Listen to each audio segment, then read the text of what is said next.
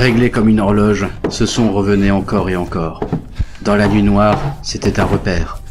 Un rappel qu'il y avait un rythme, et que sans celui-ci, il allait se perdre.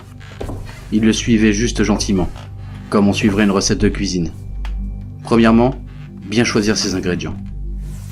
Un être de qualité était la base, si possible talentueux dans son domaine.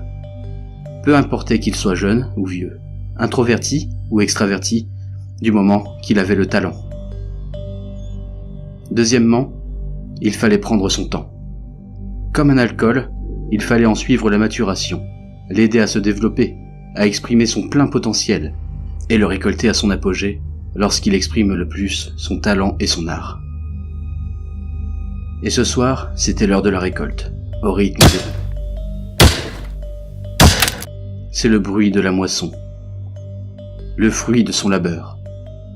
Un son qui le réconforte et lui rappelle qu'il est en train de s'accomplir pleinement. Toutes ses règles et ses efforts pour les suivre lui assuraient une routine qui l'empêchait de se détourner de la voie et de faire des erreurs. Il le fallait. Il devait le faire environ 2 à 3 fois par mois. Et afin que la routine ne soit pas trop pesante, il changeait régulièrement la nature de son ingrédient principal. Chaque être étant unique à sa façon, c'était chose aisée. Tantôt il choisissait un étudiant prometteur, une femme originale, un enfant profondément désorienté, mais surtout, le plus important, c'était de garder le rythme, ni trop lent, ni trop précipité des temps.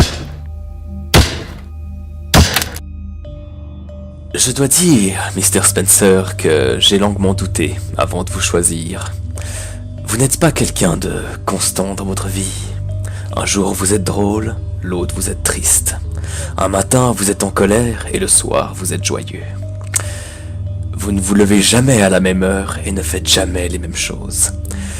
C'est très déroutant pour quelqu'un comme moi, qui aime avoir des habitudes et contempler celles des autres. Mais voyez-vous, après 2 semaines à vous observer, j'ai fini par trouver quelque chose de régulier chez vous.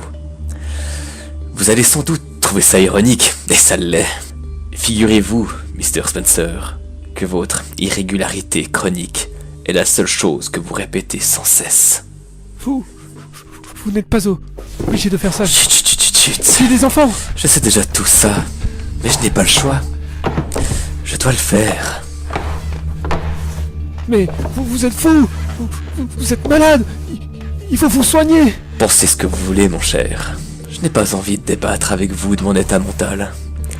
Voyons plutôt si vos liens sont bien serrés. Ce serait dommage que j'ai à m'y reprendre plusieurs fois parce que vous vous agitez beaucoup trop. Pourquoi vous faites ça? Pourquoi moi? Pourquoi vous? Mais parce que vous êtes un être à part, Mr. Spencer. Pourquoi je fais ça? Par habitude. J'aime les habitudes. Et aussi parce que, sans ça, je déraillerais complètement et pratiquerais mon art de la pire des manières. Je serais désordonné et choisirais plusieurs personnes en même temps, et ça, c'est une grave erreur. Mon père disait toujours une seule chose à la fois. Moi, j'ai tendance à dire un meurtre à la fois. Mais assez causé. Tenez-vous tranquille, ce ne sera pas long. Ah, arrêtez! Arrêtez! Non!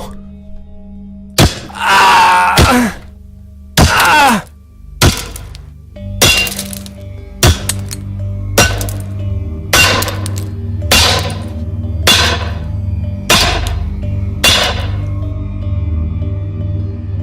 Et ce sera tout pour cette creepypasta relativement courte.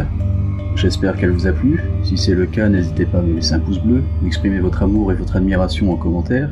Et si vraiment vous voulez m'aider et me soutenir, vous pouvez simplement vous abonner à la chaîne en activant la petite cloche afin de ne rien louper. Ceci étant dit, j'en profite pour remercier toutes ces personnes qui m'ont aidé au niveau des doublages. Vous êtes des gens géniaux. Je voulais également dire merci aux abonnés. Vous êtes déjà plus de 50, alors que je n'ai fait que 3 histoires. Je trouve ça très encourageant. Voilà, c'est à peu près tout ce que j'avais à dire. Je vous dis à la prochaine, c'était le raconteur, pour vous divertir.